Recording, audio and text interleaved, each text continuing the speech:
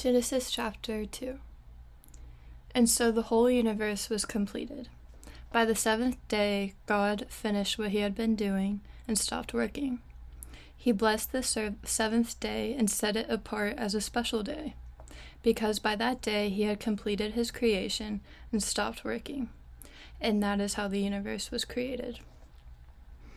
When the Lord God made the universe, there were no plants on the earth, and no seeds had sprouted, because he had not sent any rain, and there was no one to cultivate the land. But water would come up from beneath the surface and water the ground. Then the Lord God took some soil from the ground and formed a man out of it. He breathed life-giving breath into his nostrils, and the man began to live.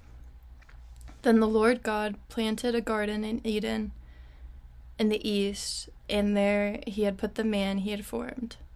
He made all kinds of beautiful trees grow there, and all produced good fruit. In the middle of the garden stood the tree that gives life, and the tree that gives knowledge of what is good and what is bad. A stream flowed in Eden and watered the garden. Beyond Eden, it divided into 4 rivers. The first river is the Pison.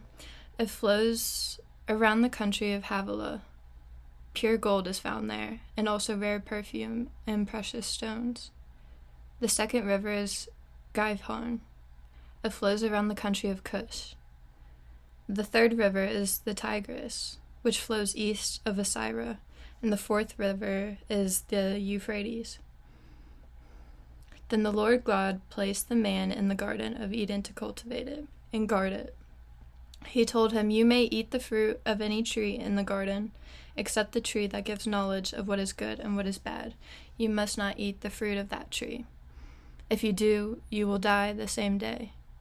Then the Lord God said, "It is not good for the man to live alone. I will make a suitable companion to help him." So he took some soil from the ground and formed all the animals and all the birds. Then he brought them to the man to see what he would name them. And that is how they got all their names.